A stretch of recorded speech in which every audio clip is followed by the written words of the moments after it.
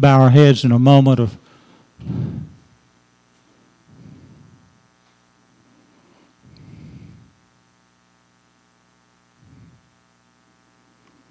Amen.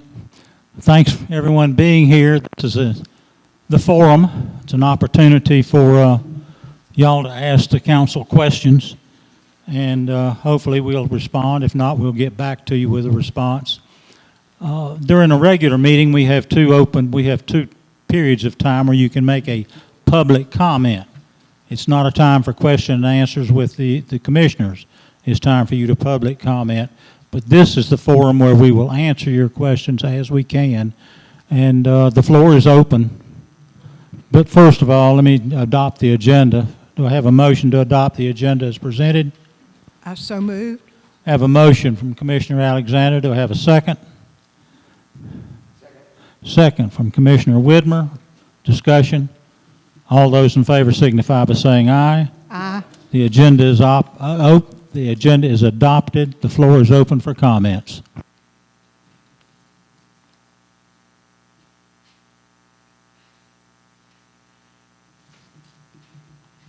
name is Catherine Morton Huntmeyer. I co-own the property at 206 Virginia Road with Morton Salt Box, along with my brother Dennis Morton. Thank you for turning it on. As we understand the request, Dennis and I have some concerns about the right-of-way closures requested by Mr. Burns for the property owned by Mr. Hitch, which is directly across Virginia Road from our property and actually sits above our property. I'm going to mention three. If the request is granted, any future work that might involve widening Virginia Road will be forced to occur within the right-of-way on the properties on the opposite side of Virginia Road, including our property at 206 Virginia Road, the property next to us at 204 Virginia Road, and the property above us at 200 Alabama Terrace.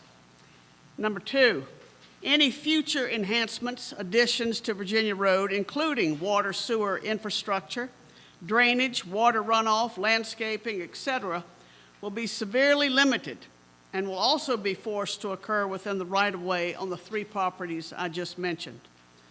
Closing most of the right-of-way, number three, sorry. Closing most of the right-of-way at the intersection of Virginia Road and Alabama Terrace greatly reduces the space that can be used to enhance the S-curve going up Virginia Road. Think fire trucks and other large vehicles trying to get up there.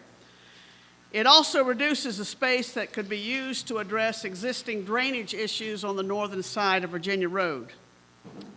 I'm grateful for your attention tonight and for your service to the town of Montreat. And if I can go off script a minute, considering the unprecedented challenges you all have faced, and we all hate that word unprecedented, you've done a damn good job, and we're grateful for everything that's going well. Thank you. Thank you, Reverend. Thank you, Kathy. Appreciate your candor and cutting to the chase. Who's up next? Floor is open for public comment. Nancy?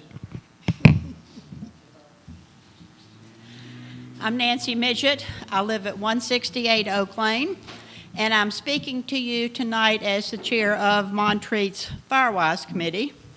I'm very grateful for the fire chief from Black Mountain who has come to join us tonight and share information. The Montreat Firewise Committee is ready to help people act on perhaps some of the things that they will learn this evening.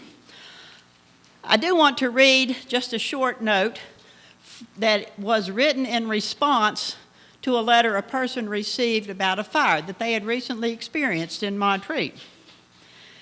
You must certainly have passed through a terrible time fighting a fire without any of the usual conveniences. It must have been a terrible experience and points out a danger that we will have to guard against. I am afraid if we had had some of those newcomers there, it would have upset them considerably, as of course they would not think it possible we could have such a thing as a fire in our paradise. The date on this letter was November the 24th, 1897. We've dealt with fire for a long time in Montreat. Your Montreat Firewise has now been recognized for 5 years straight by the Fire Prevention Association of North America. And we are ready to help Montreat residents assess their property in terms of how you can perhaps protect it just a bit against the fire that we have seen plenty of around here recently. We will come to your property, if you like, to provide an assessment that we've been taught to do by the Forestry Service, but I also have a lot of information out front to help you, things as simple as how to prune a rhododendron and a mountain laurel. Finally, please, please, please, when you clean debris from your yard, when you prune, when you trim, or when you pay somebody else to do it, report those hours to me. I'm Nancy Midgett. My email is midgette@elon.edu. All I need is your name, your address, and how many hours you spent collecting debris, because that goes into generating our renewing our FireWise designation. Thank you. Thank you, Nancy. In comment to that, Nancy, when we're talking about stacking stuff out in the street, you can sit down, I'm not going to ask you a question. When we're talking about putting stuff out on the street, I want to caution everyone and tell your neighbors the same thing. Someone put an iron rod in all their trash that was out front.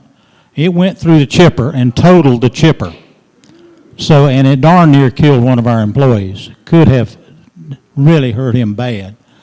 So please caution your neighbors if you see anything in one of those trash piles while you're walking by that should not be in there, just take it upon yourselves and remove it and throw it up in their front yard. They can deal with it later. Who's up next? Come on up. This is my fourth time to stand up. Just come on up. He's going to be a gentleman and go back and sit down. I'm Shirley Mitchell, 201 Harmony Lane. And I first want to say that Nancy Midgett and Meredith did one of these assessments of our house a couple of years ago. It is well worth having it done. They're so polite. You do not feel guilty about anything. They just tell you what you can do. Okay, that's my first thing. Second thing, last month I mentioned cultural differences when you have people working on houses. Well, I thought at the time I was only referring to Spanish-speaking people, but it turns out English-speaking people like to play their radios as well. And so we are already faced with that again this year. Catty corner across the street from us, we should not have to hear their music on our porch, but anyway, that is just something the town needs to know about. And then the third issue is the serious issue, which is the demolition of those 3 structures. And I'm asking you all, why was the town not notified? Why were the citizens of this town not told in advance? Savannah? The town was notified. The demolition permits were issued, and if you want to submit a public records request, you can inspect the demolition permit applications. As far as notification, I will, looks like Tanner and Seth are both here, so I know you can speak to one of them. That's not my point. My point was, why didn't you all have Angie inform all of us in this town? You all know this is a split town. It is a split country, but our town itself is split. We have 2 churches within the gates. What does that tell us? It's a split town. This is rude. When an application is submitted to the town, we have a legal responsibility to act on that. Oh, that's fine. I didn't know Okay, and we that. acted on it. Why, when you know that there were so many... What reason did we have to tell everybody? I mean, it Well- was not our place to tell everybody. Why not? Why was it? Because there has been so much controversy over those 3 buildings. No, ma'am, there's are been the mayor- controversy over the lodge. Some people have said that those buildings was historic and should not be torn down. And the owner of that decided to apply for a permit to have it torn down. That's fine. It was approved and they were torn down. He can do that. And that person can do that. I'm just saying that if you want peace in this town, Mayor Helms, you need to realize how many people in this town are part of the Montreat Stewards. And if you all have not read their literature, everything they have put out is so above board, that the Lord can look at it. There are many people in this town that have a very different opinion, and we still are waiting to have the judge give a ruling on the properties. Yes, ma'am. As a town, as a municipality, as granted by the state of North Carolina and required by the state of North Carolina, we are required by law to follow the rules. We followed all the rules that legally those people were able to ask. That's right. Okay, let me just bring up another thing. When Helene hit, I never got any information. I'm AT&T. Who was at the gate? Our former mayor was at the gate to give out information.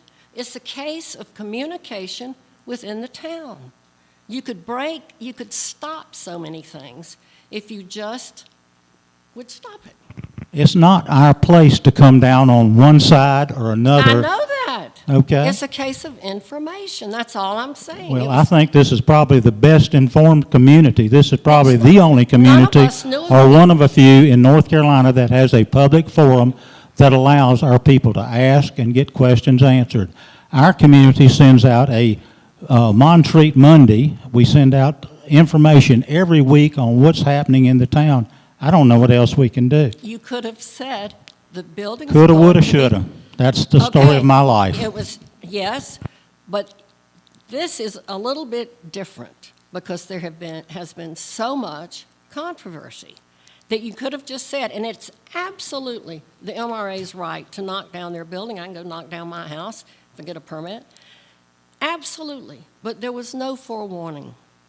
No forewarning. Shirley, a couple points. I hear what you're saying. But had we done that, then some of the people who were in favor of the buildings coming down would have said, "Why did you do that?" It's a Because permit. legally you could It's do a it. permit process. We just like a building permit. We don't issue notices on building permits until in the agenda packet each month. And I will add that Kerrigan has reported on this on at least 2 occasions in the paper. So the public should have known if they were reading the I public read media. her, and by the way, Kerrigan is phenomenal because she does not give an opinion, which is most unusual in journalism today. I'm just making a point. These 3 buildings were different, and you have to agree. And yes, the MRA can tear them all down. I will, since I have the floor, go ahead and say that the MRA kept it a secret what they planned to do.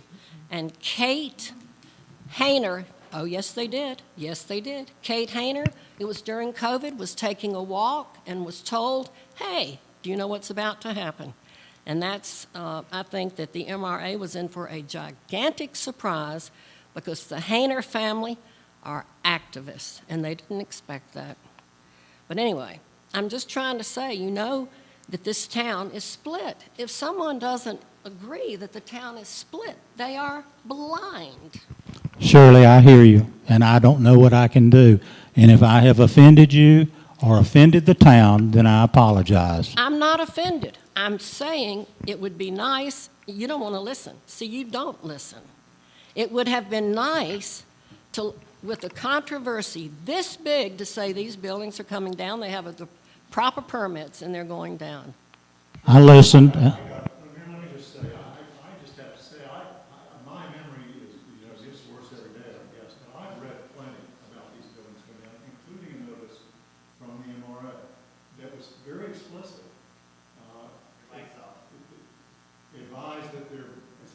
Advised their board of directors had approved it. I don't recall, but I don't think anybody kept it a secret from anyone. No, Sir? it's the occurrence of, it just would have been nice to know rather than to drive by and, oh. Anyway, realize that we're talking half of the town, and please don't show which sides you're on. You all are supposed to be neutral. Thank you. I think that's what we were trying to do. Yes, sir. All right, I hope I can follow that. I'm not going to be as controversial as that. My name is Ed Kramer. I live at 134 Kanawha Drive. I'm here today as chair of the Tree Board Committee. Just a comment here. The Tree Board Committee met yesterday, and first I want to thank Commissioner Blake, who's a member of our committee, who has brought us into a process as it relates to this request for Virginia Road. And while I understand that the Tree Board Committee has no authority to approve or disapprove, I thought, as a Tree Board Chair, as a Tree Board Chair, I thought I would offer just some feedback, and that is 3 of our at-large members did visit that site, and they had some questions and some concerns about the trees that are on that site.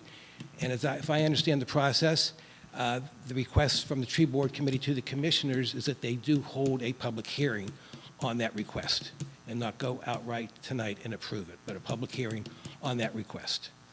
Okay, that's comment 1. Comment 2, at the Tree Board, we also discussed the imminent fire possibility in Montreat and what we as a Tree Board could do. We understand that the town has no responsibility for private property cleanup, but it has come to my attention directly by 2 or 3 residents who do not have the wherewithal physically to gather the brush on their property or get it out to the curb. So I would take the responsibility on as a Tree Board Chair, if the town would publicize it, to field any calls from any residents that need any help to gather any brush on their property, get it to the curb.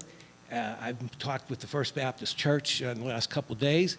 They still have volunteers in town that are willing to come out and help those residents of Montreat that are not physically, financially it's a separate story, but physically able to gather the brush and get it out to the curb. That's it. Thank you, Ed.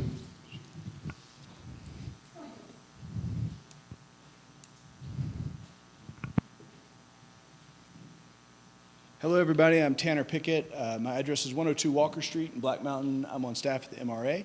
Just want to inform people that if you're interested in receiving regular updates from us about things going on in the community, you can go to our website, and there's a spot right there where you can put your email address, and you will get an email address, or you'll get an email anytime we do an update, including one. You can actually go to our website right now, and on the homepage at the bottom, there's a section for news, including a 311 update that talked specifically about demolition of the lodge, as an example. So we got a lot of those types of things. You can also email me at tannerp@montreat.org. I'm happy to also just add your name if you can't find the way to do that. So, thank you. Thank you, Tanner. Who else? Mary? I'll get Mary, come on up. I'll get to you next. Busy night for everybody. I see there's a hearing, a public hearing tonight on the text amendment, and I don't know, are you able to answer questions in response to questions we have then? Savannah can answer them. During that public hearing time? we can. Because I would like a little more context about that, and if I can ask those questions then and get answers, I'll save that since there seem to be other people. Brandon, what do you think about answering the questions outside of the public hearing? Do you think we wait on those? If you can answer me during the public hearing. My understanding of the board's procedure is that they take questions and answers here. In the hearing phase, it's more of an opportunity for the board to hear comments. So if you had it here, if you have a question now, I think you can ask it. If I think that it would upset anything in the hearing, I'll put my hand up and we can talk about it. Perfect, thank you. If I Okay. need to ask the question now, it sounds Yeah, like to me. yeah, go ahead and ask Then your I sort question. It looks like a lot of people behind me too. But I was wondering about the text amendment. I tried to read through it, and like most language, it's pretty dense. The question is, basically, Did this go through planning and zoning at this point, or has it coming directly to the council? It's coming directly to the council. It has not gone to P&Z. And is that the usual process, or is that an unusual process? It's usual for Montreat. That is our typical process. And now it is, what's not uncommon is for these types of text amendments to come before the Board of Commissioners and then be referred to planning and zoning. Okay, I mean, because this is since this is an ordinance change and not just a simple right-of-way change in this sort of, that affects every piece of property in Montreat, I'd love to see a lot of consideration go through it and get as many minds wrapped around it as possible. So thank you for that. Thank you. Thank you, Mary. Who's up next? Yes, ma'am.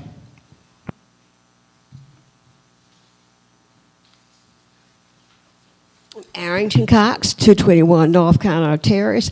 And on a lighter note, we have a bear on North Carolina Terrace. So it's time to bring in the feeders. It's time to watch your trash. It's time to let your neighbors know that they're out. And that's all I got to say. Thank you, Arrington. Who's up next? Anyone? You have a question for the commissioners? You have a comment you want to make? Come on up. Okay, I'll entertain a motion to adjourn till our meeting starts at 6. Do I have a motion? So moved. I have a motion from Commissioner Mason. Do I have a second? Second. I have a second. Commissioner Alexander. All those in favor signify by saying aye. Aye. We stand adjourned until our regular meeting starts at 6.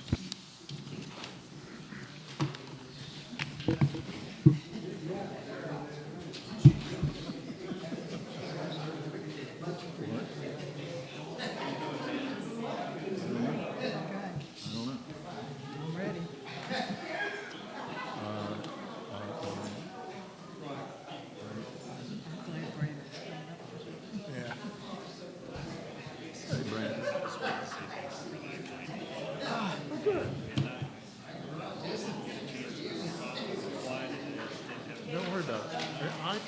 I just wanted you to know that my whole approach here, none, was never doing a favor for the applicant, only to be looking.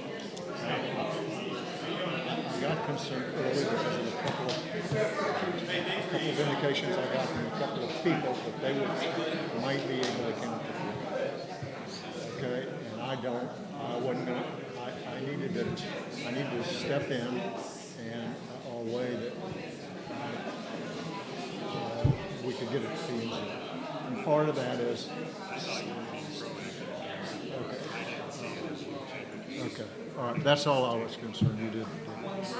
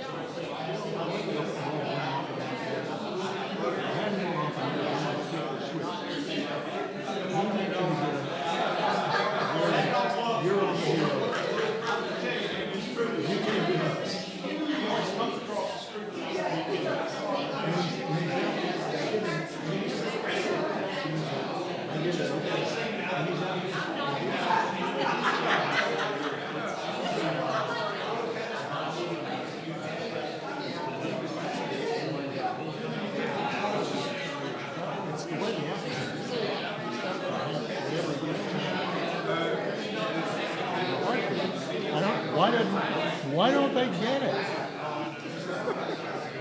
Yeah. See ya.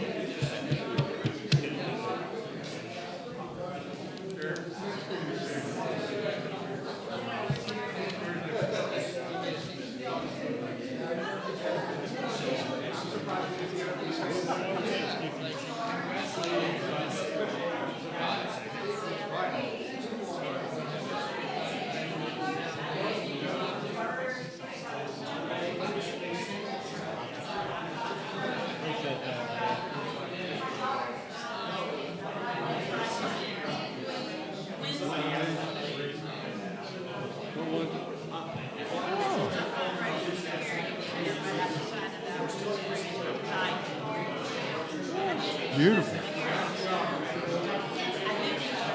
Really?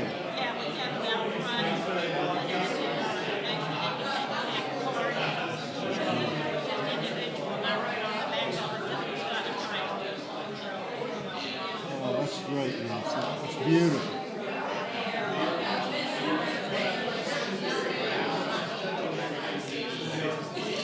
Hey, sir.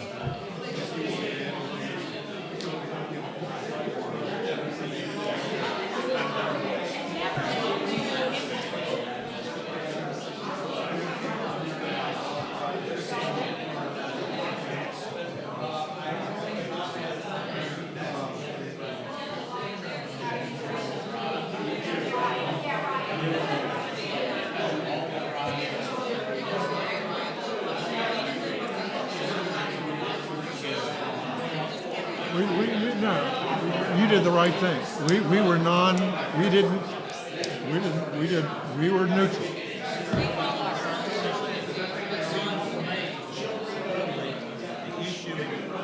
Yeah. We just follow our standard operating procedure and don't pick on anybody. And that's what the MRA could have proceeded as.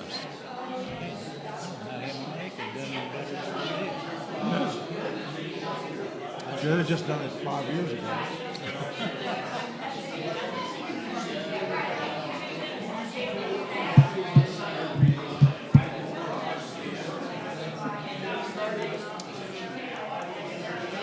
Yeah.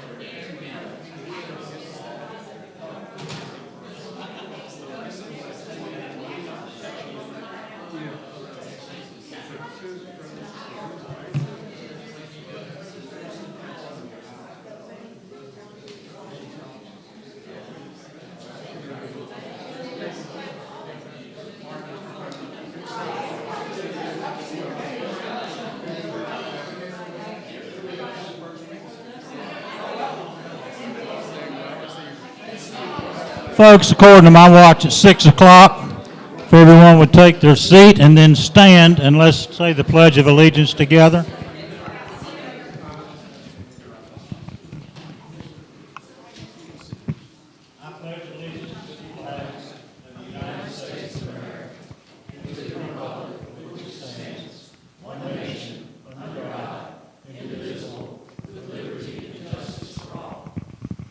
Just stand in place for a moment, bow our heads before we start the meeting.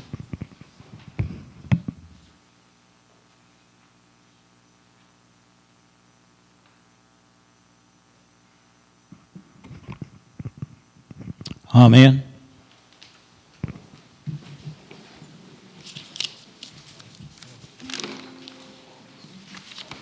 Commissioners, before we start the meeting, Savannah, you want to amend the agenda? Yes, I would like to request that you all amend the agenda to include under new business the selection of an engineering firm. If the commissioners will remember, we took that last meeting and referred it to this meeting, so we will need to take action on that.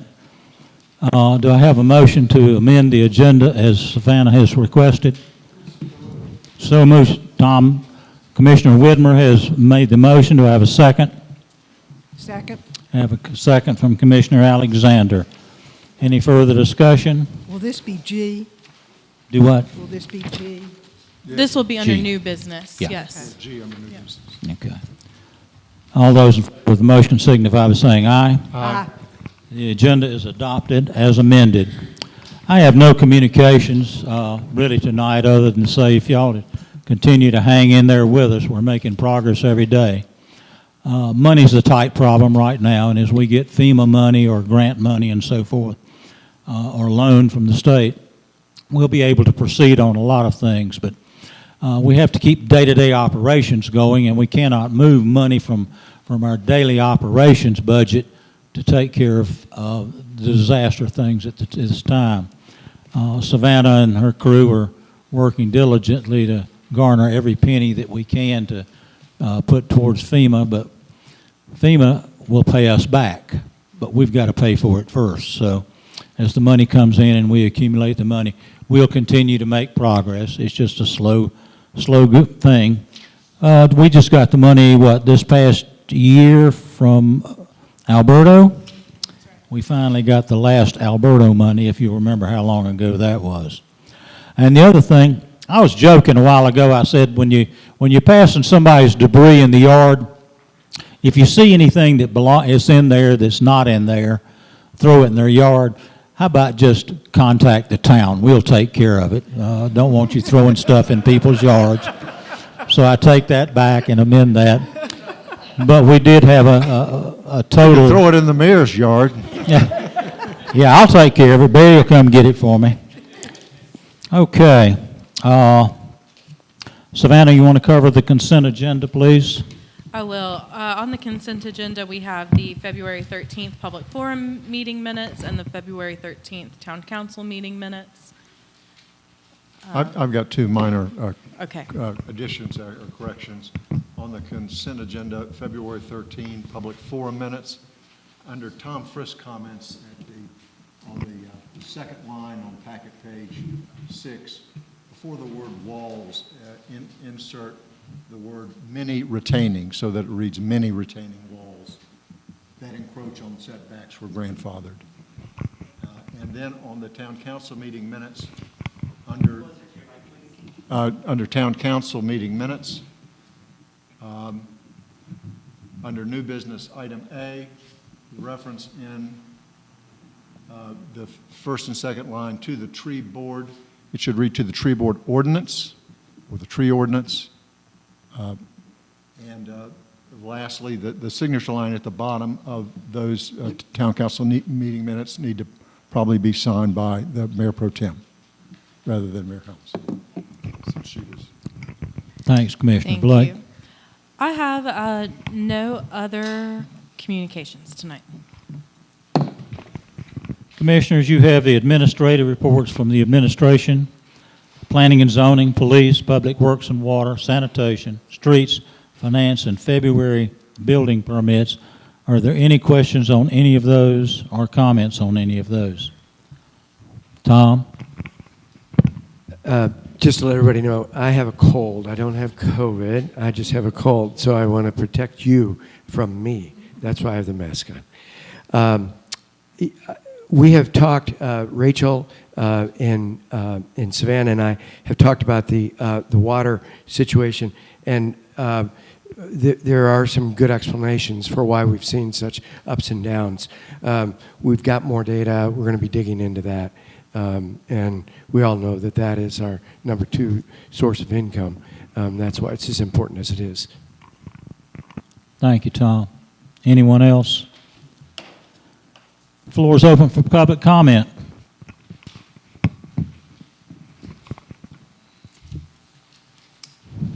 Wade? Wade Burns, Martins, 779 Foreman Siding Road in Montreat's ETJ up Graybeard. I appreciate the work that the tree board does, and it's important to pay attention to what's beautiful around us. I've had 2 friends whose houses have been crushed to the ground by trees in their yard. And so it's really a tricky thing as to what tree stays and who decides it. And I remember this issue because I've been here 26 years, that this issue's come up a number of times. I remember Commissioner Bill Hollins, there was a motion for the council that you'd have to get permission to take down trees in your yard. So you get that approved. And Commissioner Hollins spoke that you just can't tell somebody they got to risk their life because you want to see the tree in their yard. And it's just a liability thing that when somebody, has the trees in their yard, they've got to make that decision. We have, in our new home, we had a beautiful white oak, which are healthy, and it was healthy. And it was right on the bank of the little stream that runs when it rains through our property. And we had to make a decision whether or not to take a chance on that tree. And we paid $3,000 to have it removed in August. 15 trees on the other side of the house came down. And that tree would have either hit our house or my next door neighbor's house, Mr. Hamilton.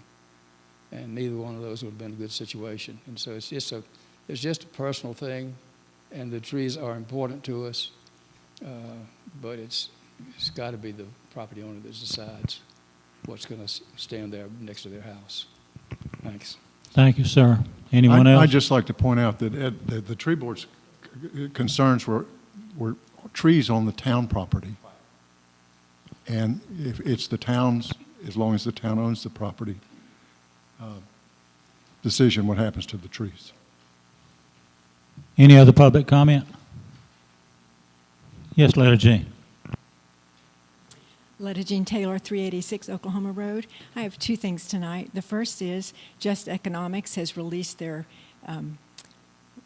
money for what you have to live in Buncombe County. And it is $23.15 now. It's up from $22.10 last year. So I hope you'll consider that when you do your budgeting, because we have a staff that you've seen how committed they are. And I would hate to see them stop down the road for a job on the way here. The second thing is that you're dealing with right-of-way tonight. In the history of Montreat commissioners, we've not really given away right-of-way to public property owner, or public right-of-way to private property owners, sorry.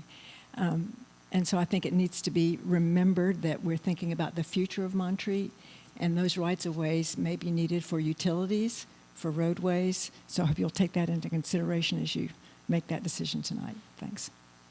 Thank you, Letta Jean.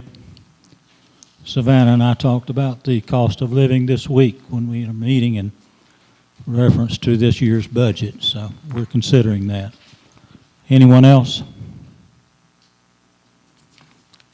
Seeing no one jump up, we'll move on to the next item. First item under new business, there is no old business. First item under new business. We're going to do the engineering firms under old business. Right. We're going to do it G, or we're going to do it A, I guess. Yes, A under old business. We're going to do it up first? Let's do it. Okay, let's do it. All right. We've already talked about it. So as you all know, we had 3 firms respond to our request for proposals for engineering services. This is to help us with disaster recovery. We're going to need some engineering for culverts, roads, stream bank restoration. The 3 firms that responded were Mattern and Craig, Withers Ravenel, and CDC. We had some discussion at our meeting last Friday. I'm happy to answer any lingering questions, but those are your 3 choices. Right, and there is a motion still on the floor because we just tabled it. Motion to adopt accept the contract from Withers Ravenel It was made by, I think, Kitty, and it was seconded by you, Tom? Okay. So those, we're on the record as having a motion on the floor, so commissioners, go ahead and let's discuss it if you won't have anything to discuss, or if you want to move on with the vote.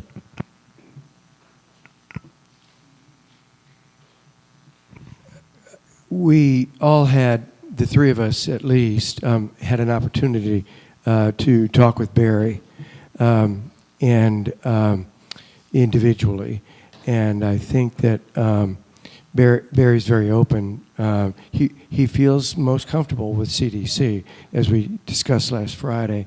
And it's a hard decision, I think. He and Savannah are going to be the two that are most directly involved with whoever we select. But he did say that he would feel comfortable with Withers Ravenel. One of the things that he said was that Withers Ravenel had not even come out to look at the properties, the property here, and the issues, and that troubled him, and understandably so. Savannah did make arrangements for Barry to meet with them earlier this week, and Barry said he had a very good meeting with them. Savannah, do you have any feedback from him other than what we gathered in our meetings with him? Yes. Barry and I spoke. Both of us feel comfortable with whatever decision you make. Barry had a very productive meeting with Withers. They were able to go visit many of the damaged sites.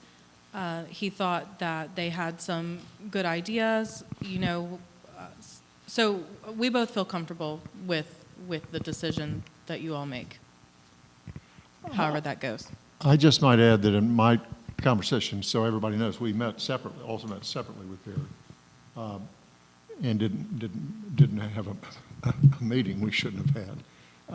But Barry mentioned that he would like to give, in this process, because of the very good responsiveness of CDC to the day after, within 15 hours of that flood hitting and everything that was going on, CDC was very responsive and did us some favors, or Barry some favors that we benefited from, is probably a more accurate way to put it, and would like to see CDC, I guess for a lack of a better phrase, not be shut out of any work in this process. And we may want to consider giving Savannah the flexibility to, if we approve Withers Ravenel, we approve them both, but maybe at least give CDC the ability to do some projects where Barry thinks that's appropriate. Rather than choose one firm, approve both. Just a suggestion as being responsive to Barry's. I don't know what the other commissioners think about it. Well, I also talked with Barry, and we talked about around the two companies. They are the two that rose to the top for us, and also that connection with CDC. One thing he didn't want to leave them out because they have been so helpful in our community, and they've done some great work for us. I think it would be a good idea to consider both of them, and Savannah can make the decisions with Barry on where the project should fall. Go ahead, Tom. Savannah,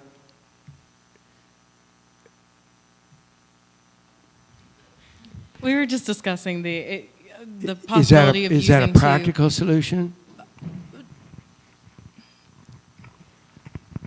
So, as written, the contracts most likely have exclusivity language. I believe that I've seen that in there. So it would be difficult to authorize both contracts and for Savannah to enter into them as written. But I think that you could authorize your town manager to work with either of these firms and to execute the agreements necessary to do that. You would just be entrusting Savannah to make those decisions as to one of those firms being retained to do all of the work, some of the work, or figure out some sort of distribution If you're comfortable with both firms, that could be a reasonable way. I am also willing to maybe take a recess or give me a little bit of time to think about this and maybe come up with a better solution, or we could discuss it and see if a better solution emerges. I don't think we can afford time, though. We need to get moving on this. I'm in a recess at this meeting. A few minutes, not. That's right, not another month. We can wait a few minutes. All right, Commissioners, how do you want to proceed? I've got to do something with the motion that's on the floor, and I've got a second to it. I need a non-vote on that motion to enter into another motion, correct? That's correct, Mr. Mayor. Okay. Can we again table it to later in this meeting? Absolutely. If you want to move it to... Move to table later in this meeting until our town council can have just a few minutes to Okay. think through how we can deal with this. I need a motion to table it until item G, which is the last item on the agenda. Can I have a motion? So moved. Have a motion to table it from Commissioner Blake. Have a second from Commissioner Alexander. It is tabled until we approach it at item G, which is the last item on the agenda. Okay. Y'all got to be thinking. Item A on the agenda, the real item A, or A2, whatever, fire safety presentation from Black Mountain Fire Department. Who's making that? I will introduce Deputy Chief Jimmy Bingham to make that presentation. He is here with us. Why are you looking to behind you, share. Deputy Chief? Somebody's...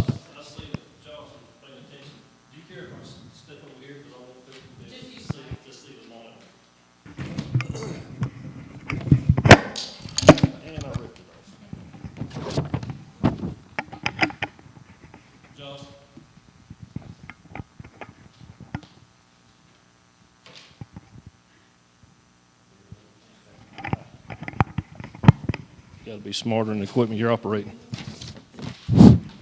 As you said, I'm James Bingham. I'm Deputy Chief of Black Mountain. I've been there for 25 years.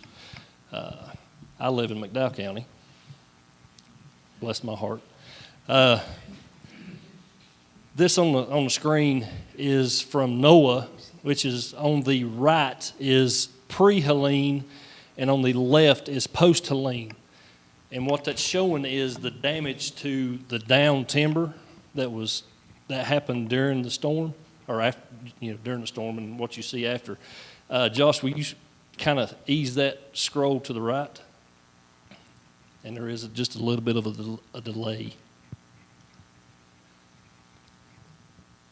The majority of the damage that you can see is on the southerly facing slopes. And normally, the south-facing slopes are the driest. So moving forward, and like I was talking to a gentleman earlier in the year, if you look at this ridge line or mountain range over here that's south-facing, just study it and you'll notice how many trees are actually down. And it's more or less catastrophic. I got some numbers from the Forest Service. An estimated 822,000 acres of forest land received some level of damage during the storm. An estimated 89,440 combined public and private acres in Buncombe County's 223,000 acreage was damaged by Helene, which is pretty substantial. McDowell and Buncombe more or less sustained the most damage to the trees of all the western North Carolina counties. 78% of the damage occurred on private property, 21% occurred on public lands, U.S. Forest Service and other public ownership, and then, of course, 1% on the parklands, which is at the very top up there near the parkway. So with that being said, the major concern falls in the category of 1,000-hour fuel. I don't know if y'all know what 1,000-hour fuel is. That's anything that's 3 to 8 inches in diameter that's been on the ground. And the reason they call it 1,000-hour, it takes 1,000 hours for that fuel to adjust to the moisture. So, okay, you got all these trees down, it rains a day, it ain't going to adjust, it's going to dry out and be ready to burn tomorrow. So it is very what's a good word to use? It's a major, like I said earlier, it's a major concern because of the amount of trees down. It's going to hinder firefighting efforts. You can't just go in there and build a line. It's going to take, I talked to the Ranger 1, which is Caleb Garland here in the county. Right now, they're not seeing that big of an issue, but come this fall, when it's had time to dry for a year, it's going to be a tinderbox for a couple, 3 years to come. So it's even more prominent. This is a fire-wise community. Y'all need to really beef up your defensible space. And being a fire-wise community, you should know what a defensible space is. You know, I know the houses up here are really close in areas. But like in December, we had a fire up here off of Mississippi from power line. Well, you did. You did. I was here. It happened at 7:15 or 7:30 in the morning, and it run from here to that house in just a matter of a couple minutes. So the houses wasn't damaged, luckily, but the firemen got there, and it was less than an acre, but we was on scene for over 3 hours trying to build a line just around those two houses because of all the trees that was down. Excuse me. Let's see here. Just to give you an example, just yesterday alone, there was 9 fires in our area that started. That's how dry it is. And this one started on the top of Old Fort Mountain from a vehicle fire. And that happens a lot. So power lines, if it gets dry enough, people that still smoke cigarettes, you can flick a cigarette out and it'll start a fire because it's a tinderbox. So basically, if y'all have any needs, where'd she go? This lady right here, Midge? Nancy Midget. Get up with her. We totally enforce everybody taking part in this Firewise program because it's not going to only help y'all, it's going to help us. Because fighting these fires is just getting harder and more dangerous with all these trees that are down. That's all I've got. Anybody got any questions? Commissioners, you have any questions of Assistant Chief? Okay. Chief, go ahead. Go ahead. So, do we know if there are going to be any federal, state resources available with money to help clean up all the trees that are down around us and in the bowl? If it's U.S. forest land, they're going to have to rot. Or if a fire starts, they're going to, like I like to say about the U.S., they like to make a project out of it. So they get to it, it's 5 acres. Well, they're going to do it safely, and it may end up being 100 acres or 200 acres. They're going to make it to where it's safe for them and contain it. But it also fire is good for the forest. Very good for the forest, but it's bad for us. The other thing, I actually have been increasingly focused on this issue just as I hike around and see all the trees down and also see what happened in Los Angeles. And I also noticed the other day I was very attuned to where are the fire hydrants? And I saw that our house is up on the side of a mountain. It's like equal distance from 2 fire hydrants that are neither of which is particularly close to the house. And I'm just kind of curious whether we've done an infrastructure review to, make sure that we've got enough fire hydrants in the right places. And then maybe we could benefit from being further educated on what you all would do if there was a house fire here, how you all would undertake to combat it. Well, I was hoping to have access to cast to this TV with my phone because it's funny you say that. Every fire hydrant in our district is on all of our phones. our iPads. So let me pull this up just so you can see it. Map. This gives us, the hydrants are tested every year. They're maintained every year. They have to be due to the fact of, there's no signal in here. They have to be because we're a Class 3, a DUI Department of Insurance Class 3. It's ranged from 1 to 10. 1 is the best, 10 is unprotected. We're a 3. We just got rated in 23, a re-rating. Why is this not picking up my... Do what? What in the town of Montreat, we help the water department. We have 2, and they have 2, and we go around and test every hydrant because we have to flow test them to get how much water is available on that hydrant. See, like, you can't see it. That's where we're standing right now, in Town Hall. If it'll, well, here I am. Let me find that one. While y'all are looking at that, I was in a meeting in February with FEMA, the Department of the Corps of Engineers, a whole bunch of different agencies. And one of the questions I asked the the Forestry Department was, is there going to be any help cleaning up the debris, the downed trees in the woods, not in our homes? And their answer was, well, you need to talk to the Department of Agriculture. Well, I went by the Department of Agriculture, and they said no. So you're not going to get any help from the Department of Forestry or the Agriculture Department. These trees are going to lay there till they rot, is what they're saying. We know because it'll populate, and we can automatically see the closest hydrant. So if we need to catch a hydrant before we get to your house, or if we need to backlay it from the hydrant to your house. It's either or. Any other questions for the chief? Each situation, it varies. I know that Buncombe County puts out notices about... Oh. Sorry. That's okay. I know that Buncombe County puts out notices about burn bans and things like that.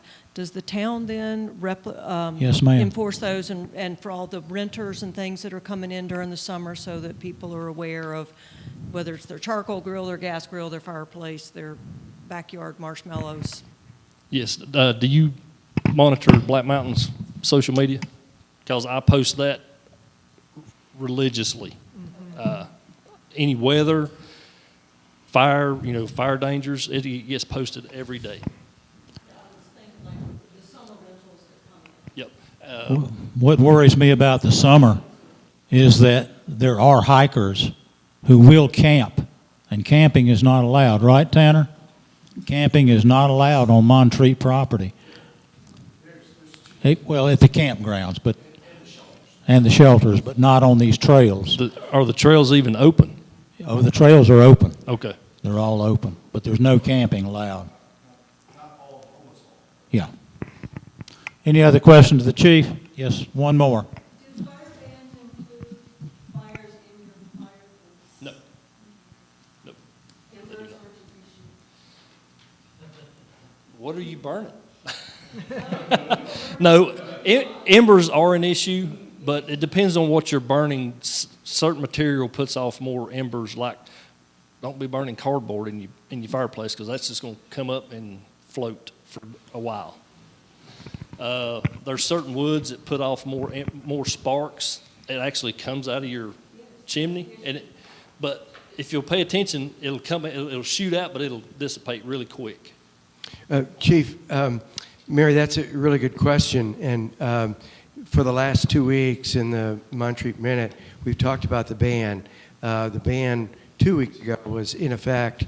It was lifted last Friday, but we continue to tell everyone to please be cautious about it. And even though it didn't include fireplaces, if you don't have a spark arrestor on your chimney, you need to be really, really careful. And the same thing with the fire pits and other kinds of things that are not included in the typical ban. Yes. And that you mentioned fireplaces, make sure that you clean your chimney every year, if not 2 times a year, because, yes, yes. Thank you, Chief, for coming. Let's give the Chief a round of applause.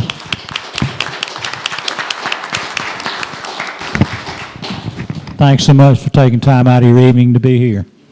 Appreciate you guys and gals. Okay, item B is consideration of setting a public hearing, the closing and removing of dedication, a portion of Virginia Road. Kayla? Is Kayla here? Yeah, you are. Kayla D. Christina.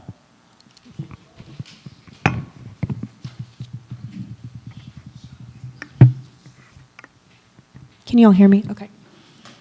All right. Good evening, Mayor Helms, Board of Commissioners. Sorry for my voice. I'm just getting over some plague. That was a joke. For the record, my name is Kayla D. Christina, and I'm the zoning administrator for the town of Montreat. Tonight before you, you have a request to consider setting a public hearing for a right-of-way closure. So I've just got some information I want to go over with you guys, as well as some pictures of the right-of-way closure area. So feel free to stop me if y'all have questions. I want to just start off by talking about the right-of-way closure process, because I know there were some questions about that during the public comment. The right-of-way closure process is established by state statute, so NCGS 160A 299. There's a copy of that statute that outlines the process in the staff materials. The draft resolution that's required by the statute that would set the public hearing is also included in the staff materials. If the Board of Commissioners wants to move forward with the closure request, we can discuss timing for the required public hearing at the end of the presentation, just because there is a notice requirement and we'd have to time it with when the Black Mountain newspaper posts their ads. So the right-of-ways that are included in this closure request were dedicated and accepted by the town. In the green space agreement, there's a copy of the offer of dedication and acceptance in the staff materials, as well as a map that shows the right-of-way areas. So the applicant requests, there's 3 separate closure areas. There are 2 that are directly on Virginia Road on the east and south sides of the subject property, which is the property owned by the Hitch family. And the 3rd area is in the solid green right-of-way, which is the term that the green space agreement uses to identify right-of-ways that don't have like roads on them. And that's directly to the north of the subject property. So these are partial right-of-way closures. The intent is not to close the entire right-of-way in any of the areas. The applicant, and I've included in the staff materials the application, or excuse me, the applicant's narrative and site plan that shows the closure areas. So I'll just briefly review what the applicant states the purpose of their request is. The first is to build an addition onto the existing dwelling on the subject property, to add parking to the subject property, and to replace a decaying retaining wall that's in the right-of-way of Virginia Road. I just want to talk about the new structures and the retaining wall really quick. Regarding new structures on the subject property, the applicable setbacks are 30 feet from the south and east sides of the existing lot lines and 10 feet from the west and north sides of the lot. And I believe that's depicted on the site plan that y'all have.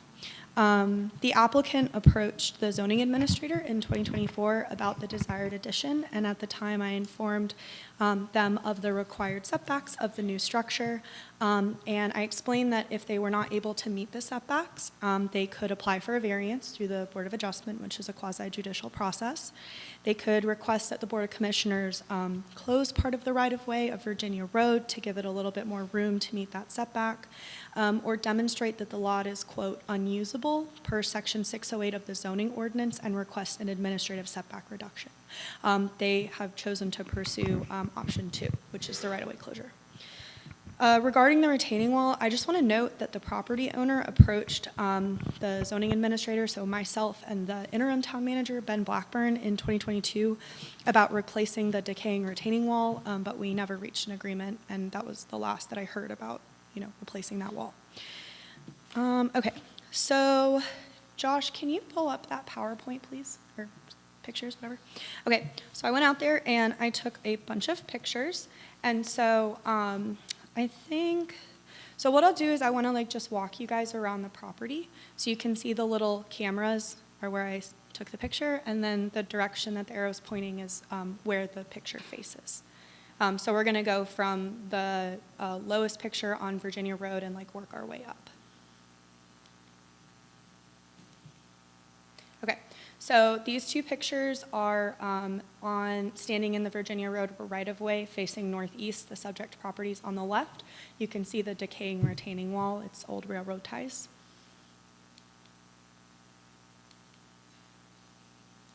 Ooh, sorry, too fast. Okay.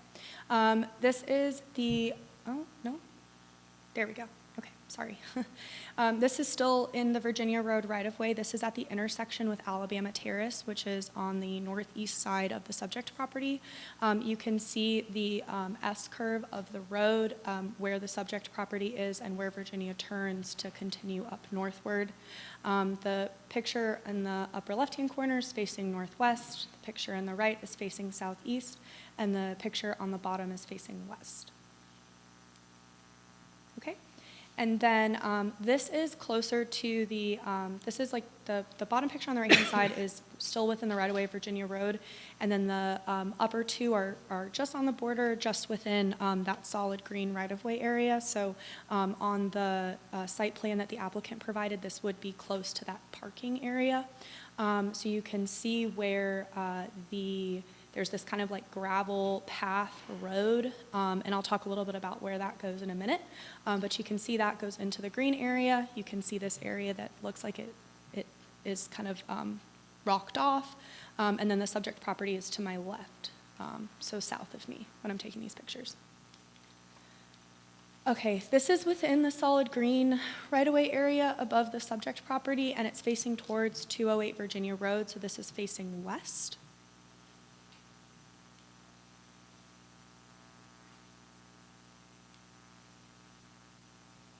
Okay, sorry, I don't know why it's not working. Okay, and then this is also within the solid green right-of-way above the subject property, but I'm facing away from 208 Virginia Road, facing east. So you can see some of the terrain that is between this existing gravel road path and the closure area. Okay, so I'll just leave these up, and I'm going to talk about the examination of the right-of-way areas. So there are no properties that directly abut either right-of-way closure areas other than the subject property. Again, these aren't full closure areas, they're partial closures. It's unlikely that the requested right-of-way closure on Virginia Road would deprive any individual owning property in the vicinity reasonable means of ingress and egress to their properties. However, the requested right-of-way closure in the hatched green area, so this area, north of the subject property, it could impact access to 208 Virginia Road, which is a dwelling that's located on property approximately 200 feet west of the closure area. So you can see this is the road that's used to access, road path, whatever you want to call it, that's used to access 208 Virginia Road. Due to topographic changes within and beyond the closure area, it's unclear whether there would be and to what extent future development of the closure area, in the solid green right-of-way would impact existing access, again, just because of the existing topography and the fact that this is the only access to 208 Virginia Road. I spoke with Barry Kreisman, the Director of Public Works, in early February, and I will defer to Barry on his comments about utility work and road improvements, as well as any trees in the right-of-way. So if you guys have questions, I know that Barry's here. The tree board also received a copy of these materials in early February, as did the applicant. So I'm available if y'all have any questions. Any questions of Kayla? Okay, hearing none. Commissioners, this is just a consideration of setting a public hearing, so if you want to discuss it, and then we'll move into a motion, yea or nay. I'll go ahead and move that we deny the request from the Hitches for us to adopt a resolution and that we reject any resolution to vacate the requested right-of-way.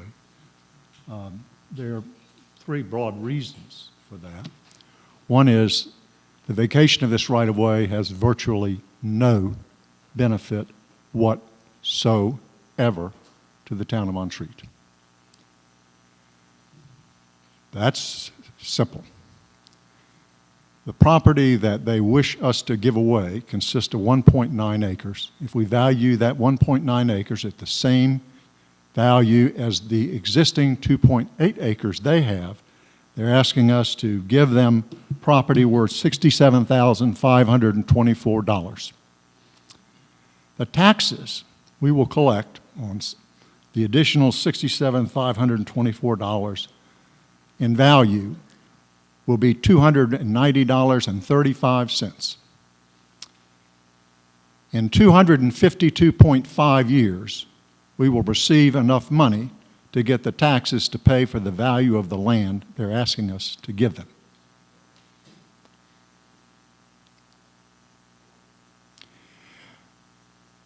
The wall, if they build it, and let's make sure everybody understands here, that's the Hitch's wall. That's their responsibility. They've let it look the way it looks. It's a private wall. You can see it. All you've got to do is drive up there because you'll see it's built. The steps they've built up to their house are built out of the same timbers. The same timbers line the walkway that they've built to the front door, one of the front doors of their house. They don't maintain the wall now, and I guess they think somehow if they replace the wall, it will increase the value of the property, which it will not. I've spoken to Greg Green of the Buncombe County Tax Appraiser's Office. A landscape improvement like that has no impact on property value. They think it may, it's been asserted that it may save us some revenue because we won't have to maintain it, but we don't maintain it now. Barry will tell you that we don't maintain any private wall that's in a public right-of-way. It's the wall owner's responsibility to do that. A second reason, and I could keep going, but we're gonna keep this short, is that there is, in addition to no benefit to the town, adverse consequences to the town.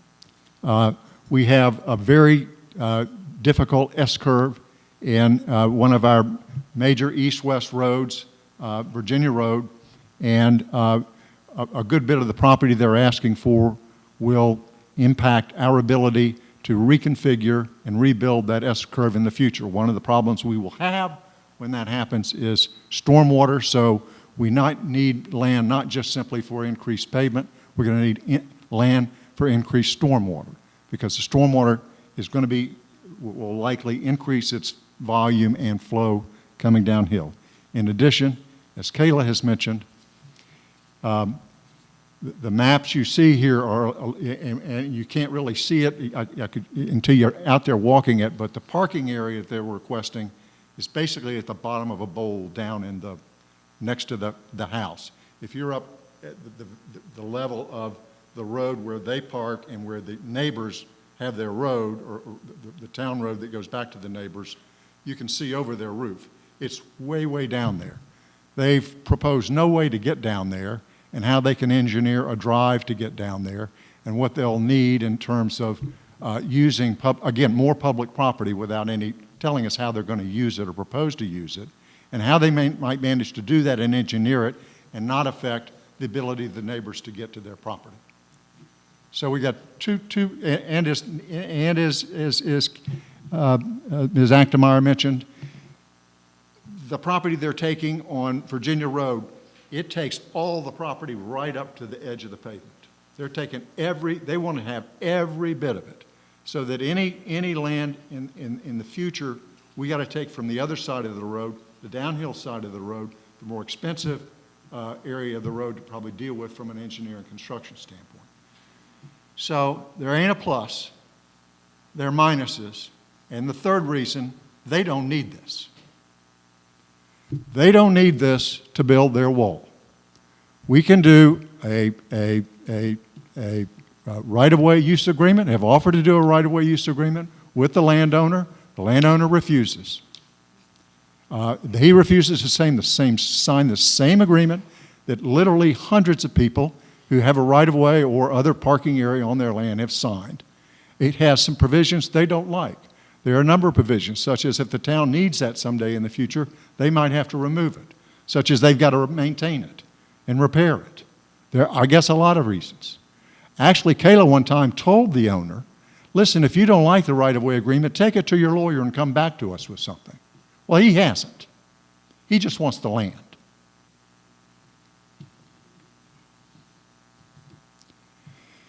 They don't need any additional right-of-way to build the buildings they want. They can easily get a variance. They're just small little smidgens of corners of buildings that they need. They can just rejig the buildings. But if they need it, they can get a variance. Ever since Kayla's been here, there have been 7 variance applications. They've all been approved. It ain't hard. It ain't difficult. The parking lot area they want to build, they can build with a right-of-way use agreement. We typically do that, but they don't like right-of-way use agreements. The land they want all around Virginia Drive, they don't need for anything. They don't need it for their buildings. They don't need it for their parking. They don't need it for their wall. They just want it. So that's why I'm moving that we reject the proposal and not pass the resolution. I have a motion on the floor to deny the resolution declaring, giving away the Virginia Road. Do I have a second? Second. A second from Commissioner Alexander. Any other comments? Yes, I'll say that I'm completely in support of Mason's motion for a lot of reasons, most of which Mason very eloquently laid out, not the least of which is the fact that the council and the residents do not have an appetite for giving away town land when it isn't really needed. Secondly, as you pointed out, Mason, there are alternatives without giving up this land for them to do some of the things that they want to do. And finally, which carries a lot of sway with me, is I talked with Barry, and he is not in favor of this proposal. I'll also talk about the road that goes behind there, and with the structure that they're planning on building as far as a parking area, I think that's going to endanger that road for people who have to go down that road to get to their homes. There are 2 homes past his that use that road. Okay, we have a motion to deny a resolution declaring the Board of Commissioners' intent to close a portion of Virginia Road. And that motion is to deny, and we have a second. All those in favor of the motions signify by saying aye. Aye. Aye. Opposed? Ayes carry. Item C, text amendment, public hearing. Savannah, is it an actual public hearing? So we will, before we enter into the public hearing, we'll hear Kayla's presentation on the materials, and then we'll enter into the public hearing for discussion and public comment. Okay. Kayla?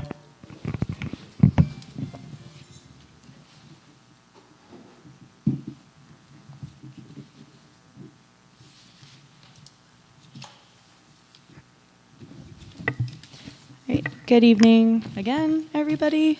Kayla DeChristina, I'm the zoning administrator for the town of Montreat. Before you tonight is TA 2024-05. This is an amendment to the Montreat General Ordinance, the Stormwater section, which is Chapter K, Article 3. Before we start, I just want to clarify the process here. So since this is an amendment to the general ordinance, it first is reviewed by the Board of Commissioners instead of going to the Planning and Zoning Commission, because This is an amendment to the general ordinance, not the zoning ordinance, so the process is a little bit different. But if anybody has been following the Board of Commissioners typically refers ordinance amendments like this to planning and zoning because they do have an impact on our development. So I just wanted to clarify that. Okay, so this is a property owner initiated text amendment to, again, the Montreat General Ordinance, Chapter K, Article 3, which is the Stormwater Ordinance. The purpose of this amendment, per the applicant, is to clarify who is exempt from the Stormwater Ordinance. So it's Section 303. The applicant approached the zoning administrator, me, in 2024 about building an addition on the eastern side of an existing structure on a piece of property that they own.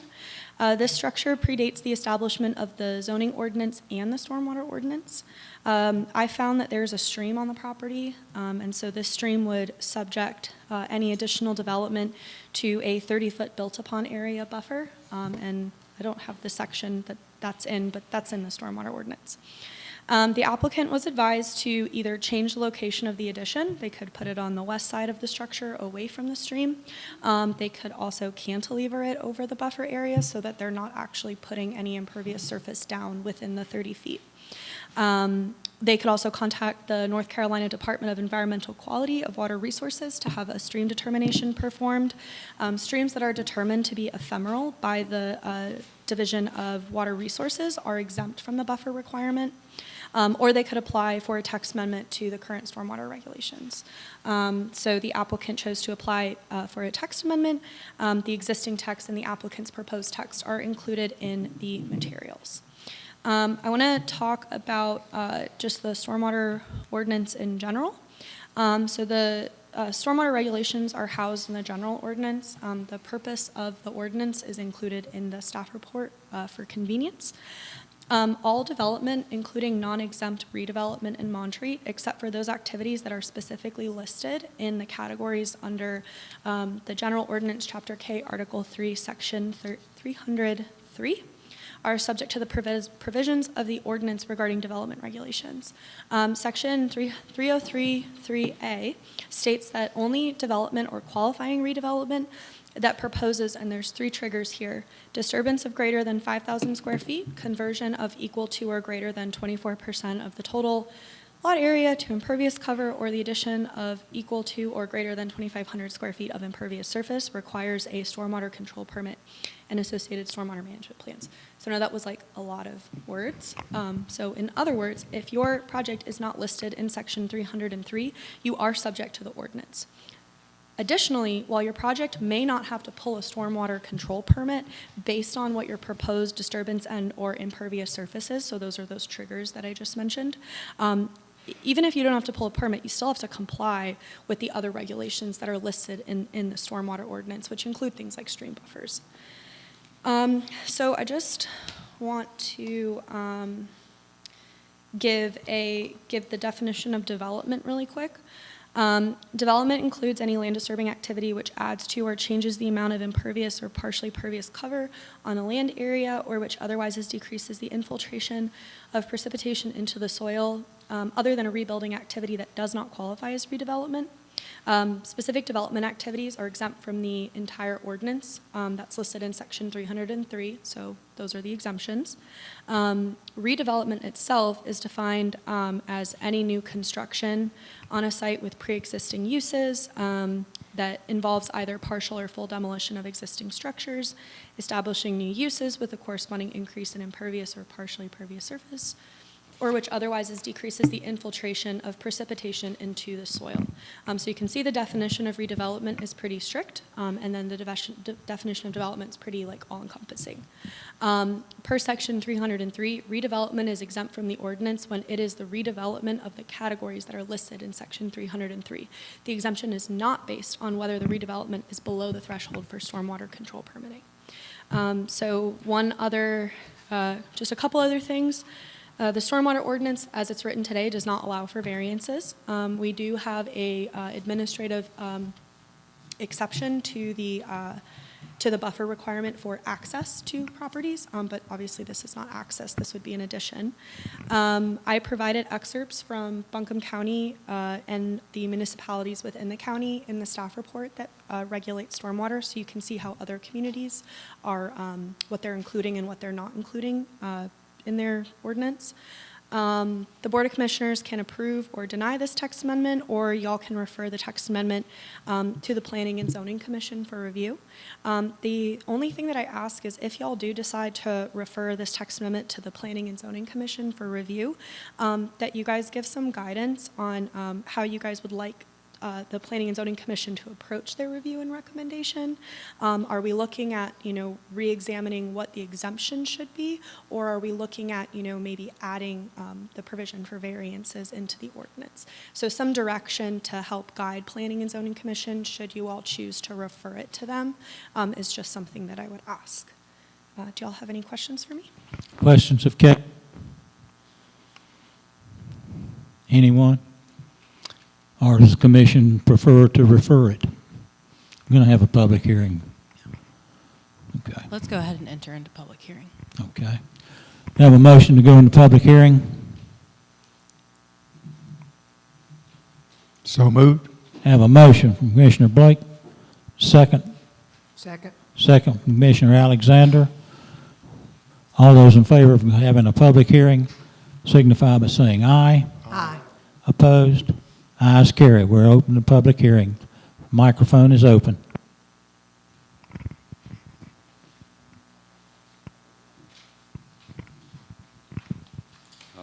I'm Brinkley Melvin, 246 Texas Spur Road, and also the property next door, which is the subject property that's brought this about. We have tried to work diligently to for about 33 years to buy the property next door. It's got a house that stood there since 1907. It was able to withstand the 1916 storm and the storm that we had this past year, as is, with no change. So we've got 7 grandchildren now, and our goal is to construct a house, add on to the property, or build, take part of it and use part of it. But whatever we do, our goal is to build right next to where we live. And so we had requested to try to work with Kayla, and she had tried to work with us on this. The problem is that the rules made it difficult, and that's nobody's fault, but that's what the rules are.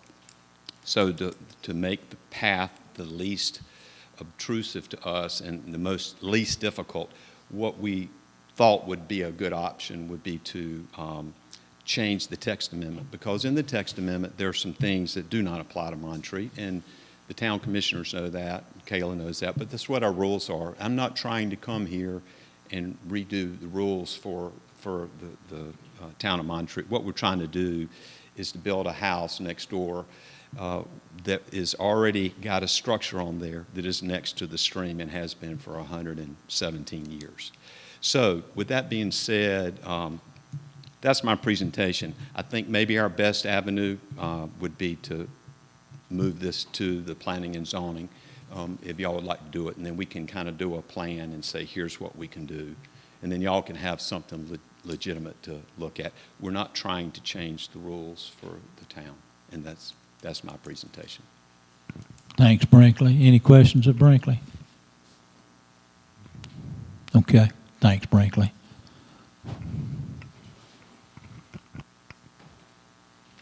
William Shaw, 146 Eastminster Terrace in Montreat. I'm a friend of Brinkley's and have been working with him on doing this. And Brinkley, as he has already said, doesn't want to do anything that affects the whole town if he doesn't have to. He just wants to build this addition on his house and extend and improve the existing house that's there. So to the extent y'all can see that the whole world doesn't need to change, that's what Brinkley feels too. So he just, if y'all can ease this in the simplest way possible, he would appreciate it. Thank you, and I know y'all will do your best to do that. Thanks. Thank you. Anyone else?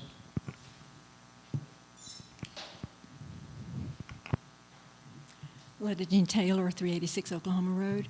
The rules in Montreat are for everybody, And I don't think changing a text amendment for a single person, just like the right-of-way being changed for a single person, is the right thing to do.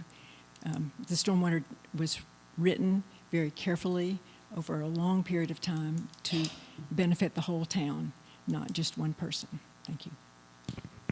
Thank you, Lady Jane. Anyone else? Mary? Mary Standard, 118 Shenandoah Terrace. And I'd like to thank Ms. Christina for explaining the process. That was very helpful in understanding. And I basically agree with what the former mayor, Letta Jean Taylor, had to say about the ordinances.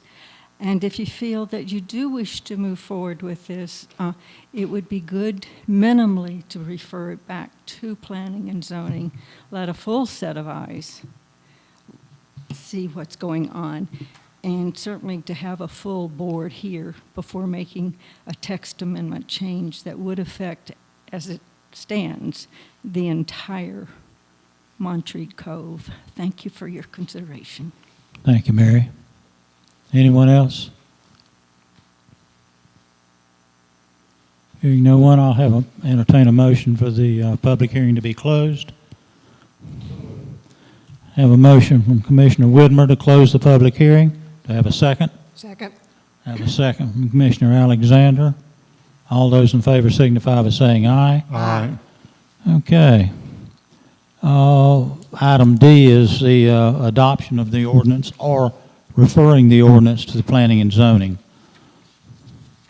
So what's the commissioner's choice? Mr. Mayor, I move that we refer this motion to the Planning and Zoning Commission with a date specific for them to complete their work, and with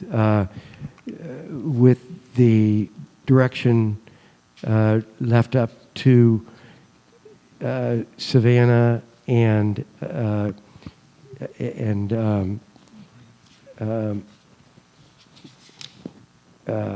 our zoning administrator regarding what that direction should be. Okay, I've got a motion. My attorney has approached me. Evidently, he wants to say something. I do. I appreciate Mr. Melvin's candor with the board in saying that his intention is not to do something that impacts the entire town's ordinance. I think that makes it pretty clear that the amendment as written is probably not one that needs to go forward. I know that I am new here, and I'm still getting used to some of the processes. It is my understanding that it is unusual for the board to instruct staff to take up an issue and look at it, or to instruct the Planning and Zoning Commission. I'll just tell you my worry here is that if this item as it's written is sent to the Planning and Zoning Board, my advice to them will be to evaluate this item as to how it lines up with state law and how it would affect the entire community. So I'm not sure it would be productive. So I do think that the board might well decide that if it doesn't think this amendment is appropriate, to deny it here. But I do think that this board could instruct staff and the Planning and Zoning Commission to look at the matter and see if there is a potential, if there could be, if it's worthwhile to consider whether an amendment to the ordinance should be evaluated for situations where the strict application of the ordinance could create a hardship for somebody. Currently, the ordinance does not have that provision. Isn't it true that the North Carolina School of Government model ordinance includes a variance? I believe that it does. Okay. Well, I mean, given that, I think at the very least that's what we need to be. And I'm not saying I'm in favor of a variance. I'm just saying that you know, we've got an applicant here, and a house has stood there for 107 years. We're even though he may want to redevelop it rather than build it on the same spot, it may be the kind of situation where we consider creating a variance, and not just strictly for him, where a variance might be possible. And so that's my opinion anyway, and I intend to second the motion when we have it. I think the suggestion that you're making is that the motion be that they deny the text amendment and then with the instruction to staff to explore changes to the ordinance where it may be creating hardship for property owners to redevelop. Is that correct? That is correct. Is that in conjunction, staff in conjunction with the Planning and Zoning Board or not? My recommendation would be yes. I think that staff should work with the Planning and Zoning Commission to bring a recommendation to this board. And I want to make sure that we keep these issues very separate. What is being considered here at tonight's meeting is whether to do a text amendment for the entire town. And you've heard from the applicant that that's not really the intent, that they're looking for a way to make this project work for them. So I think that I could not give any other advice than to, based on what we've heard, than to deny that request.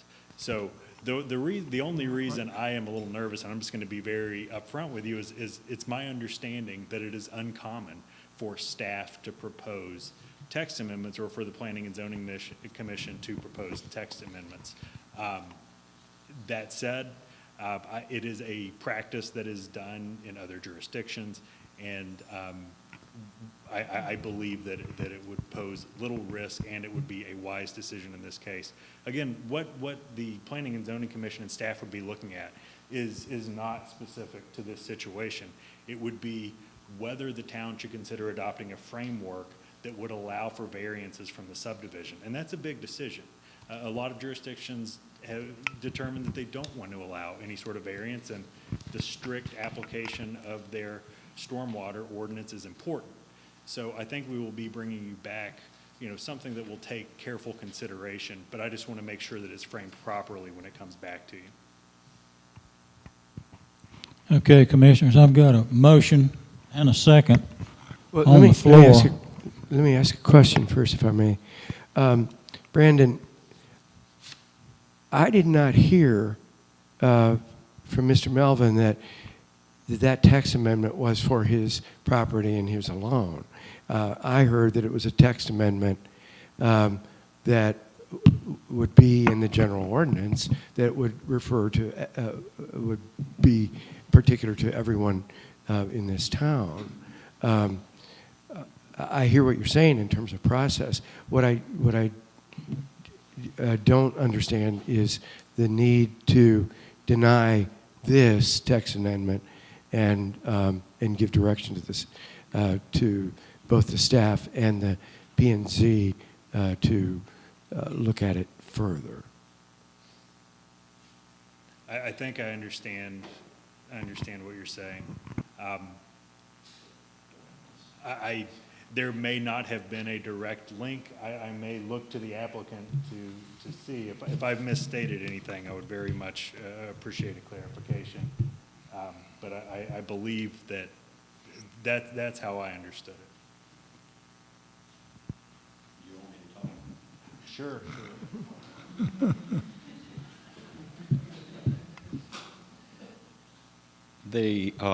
There are a lot of things in the stormwater ordinance, Brandon, that are kind of interesting. One of the 4 exemptions is that we have that you can have sheep, and you can do agriculture, and you can do silviculture, you can do forestry, you can do mining, you can have cattle, and you can have sheep, and it's exempt. That is not a problem in Montreat. Might have been 125 years ago, but it's not now. And so the way that we crafted this agreement that came into ours, we took the state of North Carolina rules that are for more than 1 acre, which is not the issue in Montreat because of the size of our lots, and create buffers when you're developing tracts of land. In this particular situation, it's an existing development with existing structures. And so I'm going to refer it to the board to make the right decision on this. I'm not on the board. I'm glad not to be on the board. They have a tough job. But I'm hopeful that there's a way that we can work it out so that when a citizen has an existing structure that is already in place for 117 years, 18 years now, that we don't go back and use rules that don't apply to the town of Montreat that have been put into the stormwater plan and then keep somebody from building a home. I don't think that's the intent of the commissioners. I don't think that's the intent of the town, but we're caught in a trap, and it's not anybody's fault, but it's a trap that we have because it's in the rules. That's my word. And Tom, I think maybe there may be some misunderstanding. Brandon is just saying that by denying the text amendment, that this is not the language that would go to P&Z for fine tuning, that they would work on other solutions, that this is not, you know, that the applicant has said, and don't let me put words in your mouth, but that the applicant has said that this is probably not the best way. The commissioners agree, so that P&Z is going to take a different approach, not using this language. That's the point of changing the motion to just denying the text amendment as it's written and instructing staff and Planning and Zoning Commission to work on this issue. If we do deny it and refer it to Planning and Zoning, I suggest that you be in attendance at that Planning and Zoning meeting, you be in attendance, and Kayla, you be in attendance, and we'll all come out of there with an agreement that is helpful to the community. Yes, okay. And our stormwater ordinance does need work, so this gives us some opportunity to address not only where it's creating some difficulties, I think, for homeowners, but some other issues as well. So it's just a wonderful opportunity for us. I'm excited about it. And Mr. Mayor, when I get an opportunity to talk about stormwater ordinances, I do get excited. So I want everyone to know this. Those provisions that apply to agriculture are required by state law. So whether it fits into Montreat or not, we're kind of stuck with it because the state says that we are.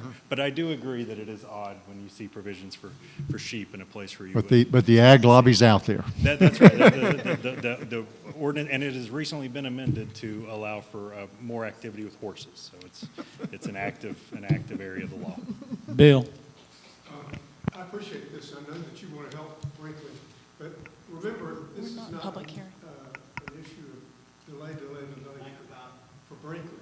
He wants to get on with his building, and if y'all go through a complete plan review or an ordinance review, that's going to be months, has been my experience. So I would encourage you to do something that I would not deny the motion, I would just defer it and then request the if it's proper, Planning and Zoning to come up with a proposal that will satisfy these needs. But Brinkley wants to build his building. And we understand that. And denying the motion is not going to delay the time frame. Denying the motion, all that's going to do is kill this particular language. Mm-hmm. So, and I didn't mean to tie a complete rewrite of the stormwater ordinance to this particular issue. I was just saying it does give us the opportunity to think about some other things. But I think that Commissioner Widmer was trying to tie it to a date certain anyway, so we'll try to get it done as quickly as possible. But I think what I've heard from Mr. Melvin, and I think what the Board of Commissioners is trying to communicate, is that it's what they're denying is just the language in this text amendment. Yeah. That's right. But if y'all could, if you could just defer it and then instruct the Planning and Zoning to consider it, but give them a date certain to report back. Otherwise, it's going to languish. That's all. But we can't defer it we can't defer the motion because the motion is to the motion is tied to the language in the text amendment. But you don't ever have to adopt the text amendment. You're just deferring consideration of it. They could do that, couldn't they? Sure, but I think the issue is that it may not come back to the board as a text amendment. Sure. Yeah.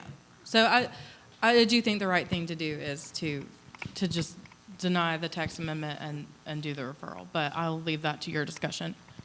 Kayla. Are we still in public hearing? Public hearing is over. That's Well, he did. Kayla's up. Mary, and I'll get to you next. Kayla? I just wanted to say that the Planning and Zoning Commission is meeting in April. I think, Angie, you have the date.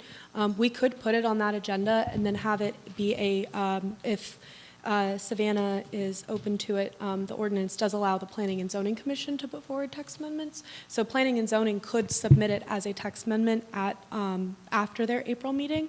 We could advertise it, and then we could get this language on the, depending on the dates, I don't know, I'd have to check the calendar, April or March Board of Commissioners. So. Yes, they meet on the 17th. And yes, the 17th of April. What date does the Board of Commissioners meet in April? The Board of Commissioners meets on the 10th of April, Okay, so so it then does it miss would be, the April it would meeting. be the May Board of Commissioners meeting, assuming Planning and Zoning Commission felt comfortable moving forward proposing text.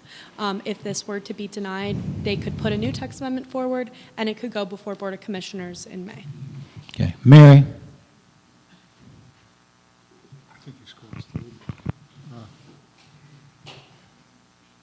Thank you, Mr. Mayor. I appreciate being allowed to speak as well, even though the public hearing was officially Okay, closed. get to it. I will. I want to support what the town lawyer had to say. And speed is not the issue here. As Mr. Melvin said, he's been trying to get this property for 33 years. And we all know that the town government works slowly, so doing it decently and in order, and as our lawyer that we hired recommends, it makes some sense. Speed is nice, but speed is personal, and speed does not always work best for the town as a whole. Thank you very much for this opportunity to speak. Thank you, Mary. Okay, Commissioners, my dilemma is I've got a motion and a second. And the motion was what? To approve? Well, I haven't had a motion to deny. What did I have a motion on? To refer. To refer? To refer to planning and zoning. Okay. That's the motion and the second. Now, Well, if that motion means to give it to planning and zoning with the input of our attorney, our staff, Kayla and Savannah, to work on this and then come back. Is that what the motion entails, Tom? That's what my intention was. Okay. I know, and that's why I've got to clear up this motion. It's on the floor. I can just forecast that if this is referred to the Planning and Zoning Commission, my recommendation would be to deny the text as it's been presented. And I think that this would come back to you, this specific text amendment that you're looking at tonight. It deletes sections of, it deletes exemptions that are required by state law. So I think it would probably be a recommendation at the next meeting this board tonight. Now, that said, it would be carefully considered by the Planning and Zoning Commission. I'm just trying to forecast. So if this is referred to the Planning and Zoning Commission, I do not think that is a bad idea. I do think that it will come back to you, with a recommendation from that commission. If you refer to that committee as a separate motion, I would suggest instructing staff in the Planning and Zoning Commission to consider whether a variance should be added to your ordinance. And Commissioner Whitmer, you can revise your motion. That's what I was thinking. How about if I revise that, Mr. Mayor, to we deny the text amendment, but refer this to the Planning and Zoning Commission to review the ordinance and, as appropriate, make the changes that are needed to support the principles of this town. Okay. In time specific. Is that okay with you, Mason? Weren't you the second? I'll accept, yes, I'll. Okay. We have a motion and a second. Any further discussion? Jane, you breathing or getting ready to talk? I'm ready to run. No, when when it's referred to planning and zoning, it will be for a text, to look at a text amendment, not necessarily for a variance. Not variance. So what it would do is refer it to planning and zoning, and one of the many options that they would look at would be adding language to put a variance option in our ordinance. So they would be looking at several different options. And again, not specific to this case. This would be a tool that could be used by the entire town, and both the Planning and Zoning Commission, when they deliberate, are going to need to think, is this something we want for the entire town? And likewise, this board would need to consider that as well. So I do understand this is very, personal to the applicant who's put forward this text amendment. I'm going to keep reminding the town and the Planning and Zoning Commission, this is a change to your ordinance, so it needs to be looked at with a very broad lens as to how it will affect everybody. Okay. You just need a vote. No. All those in favor of the vote signify by saying aye. Aye. Opposed? Ayes carry. I'm ready to say I ain't never birthed no baby, Miss Charlotte. That felt like birthing a baby to me. Okay. So item D is now taken care of also, is that correct? Yes.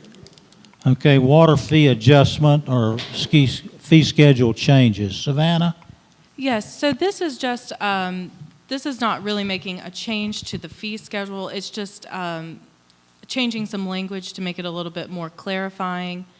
No fees are being changed. It's just clarifying language. I'm happy to review that if you want me to, or I can let Commissioner Widmer do it, whatever you. You want to do it, Tom? You want Savannah to do it?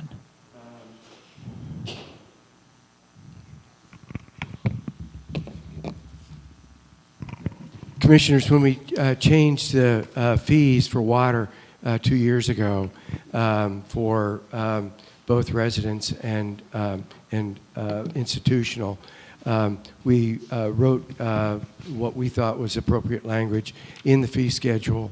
It turns out that we weren't as specific as we really should be on time specific. We were looking at, and we didn't specify whether that time specific would be at the end of a fiscal year or the end of a calendar year that we would look at. And in discussing it with Angie as well as Rachel, it behooves the town to be able to have this time frame set at calendar year, different from our fiscal year, so that staff can then have final consumption, since our fees are based, our institutional fees are based on consumption. They'll have 6 months to get that data together and make recommendations for the next fiscal year. Good explanation, Tom. Any questions of Tom? Do I have a motion on this? Yes, Mr. Mayor. I move that we adopt the amended water rate fee schedule changes that were presented. I have a motion from Commissioner Widmer. Do I have a second? Second. Second from Commissioner Alexander. Discussion? All those in favor signify by saying aye. Aye. Item F, we got G coming up. Don't forget, be thinking. Resolution G is the Memorandum of Understanding. Savannah? So this would be a resolution to adopt a memorandum of understanding between the town and the MPO. This is just a housekeeping item that states that the town is going to continue to work with the MPO, that we will participate on the technical coordinating committee, which I do. Actually attended that meeting today. And that we support the MPO's authority to plan and do technical coordination on transportation matters in this area. Okay, do I have a motion on this? Move to adopt the resolution 25-03-0001. Have a motion from Commissioner Blake. Do I have a second? Second from Commissioner Widmer. Discussion or questions of Savannah? All those in favor of the motion signify by saying aye. Aye. Opposed? Ayes carry. Item G, we're back to the engineering firm. Yes, and I'm going to let Brandon come up and talk a little bit. I think we've got some good info together now. Commissioners, I'm glad you let me take another look at this. After a closer look, I don't think that the qualification-based selection that you're going through here would allow for you to award two firms. That framework anticipates that the board select the best firm and authorize negotiations with that firm. And if those negotiations fall through, there's an implied authorization that the next best qualified firm could be considered. The law is silent as to what happens after that, but most people are of the opinion that you could move to the third best qualified firm. However, I don't believe that's an issue here. So I want to give, well, first, I'll stop there. Are there any questions based on that? So I want to give just some general guidance.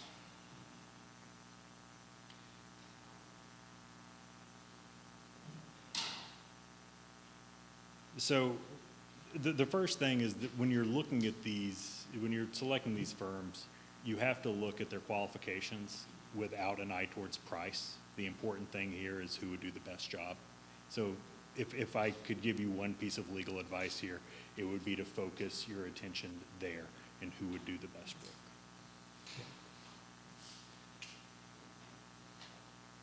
work. Okay, commissioners. Any more thoughts?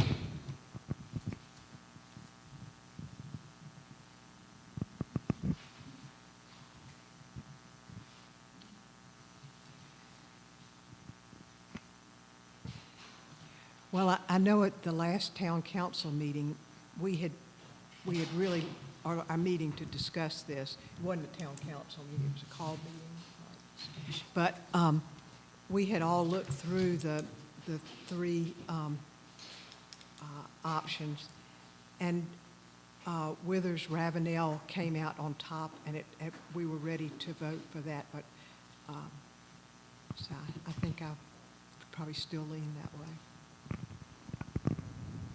Thank you, Jane. Any other comments?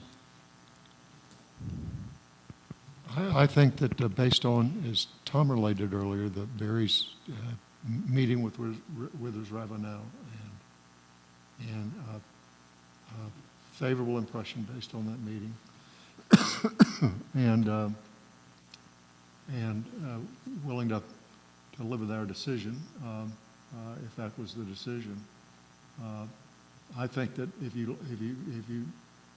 I think the Withers Ravenel firm appears, and you saw, you know, how much can you get out of a no from a beauty contest, and that's what these are. But they have a lot more. They seem to have the most depth in stormwater engineering, which is where I believe we need the most expertise. And they've got a big squad. They're deep. And they also are working with us in our disaster management.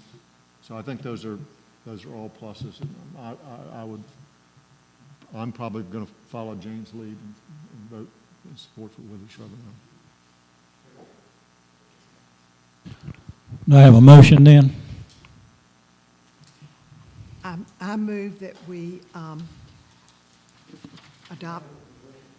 Well, there's a motion on the floor and a second referral, so all those in favor of Withers Ravenel as our engineering firm signify by saying aye. Aye. Opposed? Ayes carry. Thank you all for going through that. Floor is open for public comment. Good evening. Wade Burns, 779 Foreman Siding Road. as I had prepared the documents for the right-of-way issue, this took place over probably 7 months or something like that. And I accept, what the commission has decided, but as it was argued, I think it might be unfair to the Richard and Debbie Hitch. It's going to sound like they were just after something for nothing. And the railroad retaining wall needs to be replaced. Richard and Debbie didn't do it, but Their predecessors in title did. But the late Reverend Richard Hitch put it in, and so they were willing to go ahead and clear that out and put in a new wall, but it was a $50,000 expenditure. And as you said, it wasn't going to add anything to the value of their house, but it'd be pretty for the neighborhood. And then as I took it to Barry, because obviously that ought to dictate everything,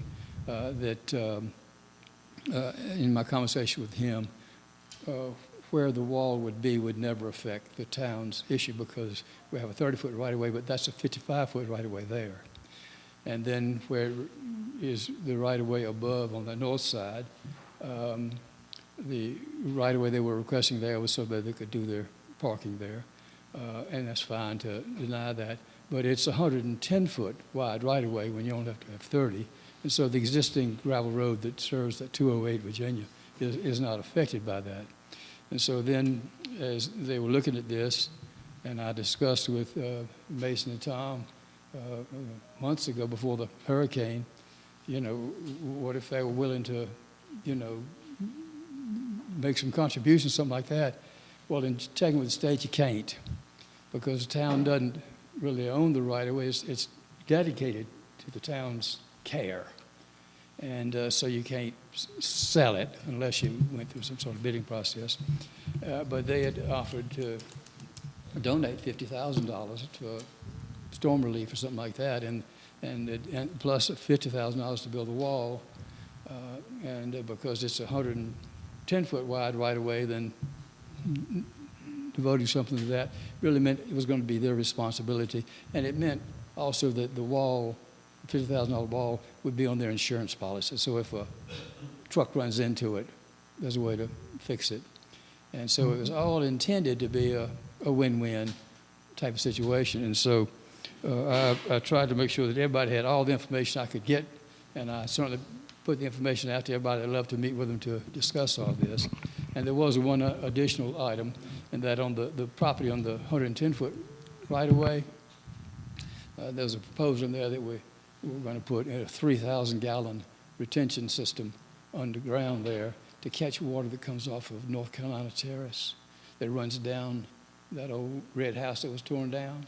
It wasn't in the materials that you furnished us, and you didn't present a binding development agreement or anything that would give us assurance that any of this would ever be done.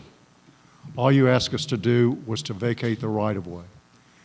I understand that, Okay. and I also understand that as I understood the state law, we couldn't mention this $50,000 gift because that is not allowed. Never heard anything about a $50,000 gift. I'm going by Wade. You've done a very good job for your client. You have worked hard, and I know you can only do what you can do. You go into a gunfight and you got so many bullets and that's it. But you've done a great job for your client, but the proposal they've made is not acceptable. That's fine, because as you expressed your thoughts on it, it sort of put them in a bad light, and I just wanted you to have this other information because I don't think it'd be fair for them to feel uncomfortable moving here because they were trying to take advantage of the town. That's it. So just wanted Thank to you, Wade. clarify. Anyone else? Yes, sir. Eric Nichols, 527 Sewanee Drive. I believe that vacating rights of way is a taking away from all of the citizens for the good of one or two people. And I hate them, and thank you for your attitude. I'll just make one final comment, and it's a, Sure. it's a comment Wade Burns made when Wade and I sat together on a Planning and Zoning Commission. We were revising the Planning and Zoning code at the time. And Wade said, you know, there was something magic, and you remember saying this, Wade, because something magic about the surveyors that surveyed this town, you know, 125 years ago. You know, it was a very start of surveying, I'm sure, in this area. They didn't have concepts like conservation area and open space. And these guys got out of here on horseback. There probably weren't even any cars. The only way you got here was a railroad into Black Mountain. And they got it here and they laid out a magical place. And they knew it was a special place. And part of that magic was the broad rights of way that they knew would never be all road improvements. They knew it would create an ambiance, a beauty, and the treasure we have. And so I'm going to agree with Eric. I'm not saying we don't ever give a right of way, but it needs to be a darn good reason. And I understand you did a great job for your client, Wade, but they could do everything they wanted to do without taking any of the town's right of way. Any other? Mary? Thank you, Mr. Mayor. It's been a heavy evening and lots of opinions expressed, and I hope we all leave here as friends once again, despite differences of opinions.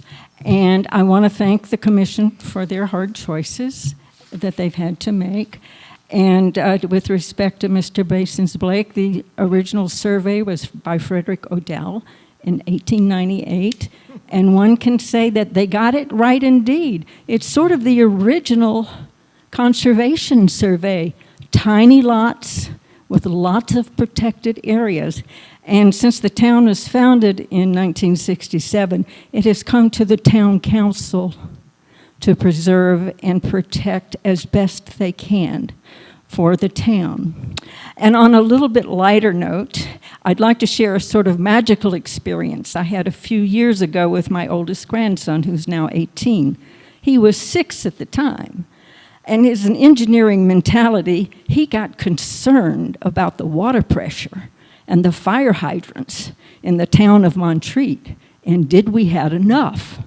So we reached out to the then town administrator, Ron Nally, with the question, and he responded by giving us a schematic of where the fire hydrants were located in the town of Montreat. So we spent a magical afternoon with our 6-year-old grandson taking the map and going right and going left and up and down and checking and marking off the fire hydrants in our neighborhood. I highly recommend it if you're looking for an activity with your grandchild. Thank you. Thank you, Mary. Anyone else? Yes, Kayla. This is public comment time. Okay. I just want to note that Board of Adjustments canceled in March, and that Planning and Zoning Commission is not meeting at 10:30 p.m. They're meeting at 10:30 a.m. Okay. Anyone else? Before we get to commissioners' comments, I've got one other. Probably about a month, maybe 6 weeks ago, there was an incident up in the Shenandoah area where a caregiver went down and could not take care of themselves, much less the person they were giving care to. The lady asked for Mary Standard and her husband. Mary says she didn't have that much of a communication with the lady, but she and Joe went over and sat with the lady. And then Chief, you back there? Chief Eaton? Chief went over there and sat with them for about 3 or 4 hours until they could contact someone to come and stay with those people to make sure that they were taken care of. And that's Montreat. Commissioners, comments?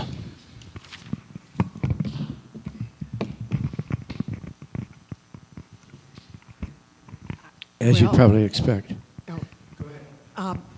Tonight has been very heavy for us, as you would expect it to be with all that was coming up, but I appreciate so many people being here too that are involved and listen and care.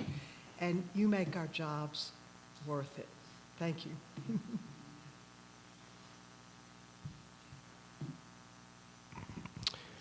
I've had the unique responsibility of working on the Montreat Minute for a number of years. And recently, whenever we have a new staff person come on and or council person come on, I interview them and write up a story on them. I had the opportunity to do that with Chief Jeff Eaton when he started back in September and did a story on him in December. And then Tim Bradley, who is our police captain, I interviewed him this week, and it will be in tomorrow's Montreat Minute. But what really blew me away was the fact that between these two guys, we have 60-plus years of policing experience. Between the two of them, they've been patrol officers, they have been field training officers, detectives, executive lieutenant, a member of the SWAT team for 20 years, an instructor for the basic law enforcement training program, a criminal investigator, both of them criminal investigators. Jeff was a narcotics investigator while Tim was a field investigator and Tim ended up his career in the Special Victims Unit.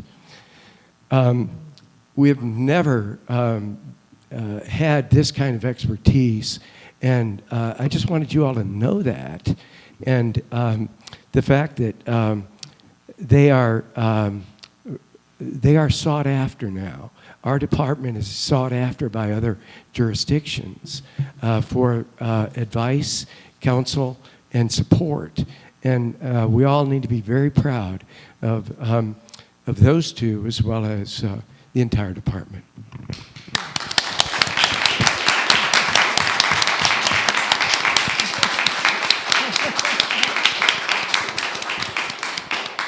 Thanks for that, Tom.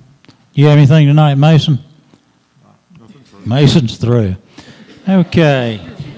Dates to remember. Montreat Cottagers Membership Voting Procedure Review Committee is meeting Thursday, March the 20th, 2025, 2 p.m. in the Town Hall. There will be Zooming options. Board of Adjustment, Thursday, March 27. Is this right, Kayla? That one's canceled. That one's canceled. Canceled, okay. Land Care, Wednesday, April the 2nd, 2025 at 9 a.m. in Town Hall with Zoom. Tree Board, Tuesday, April the 8th, 2025, 9 a.m. in Town Hall. April Town Council meeting is Thursday, April the 10th, 6 p.m. Public forum begins at 5:30. Planning and Zoning Commission, Thursday, April 17th, 2025, 10:30. That should be 8 a.m., okay. Town offices are closed on Friday, April the 18th, in observance of Good Friday, and the Board of Adjustment, Thursday, April the 24th, 2025 at 5 p.m. in Town Hall.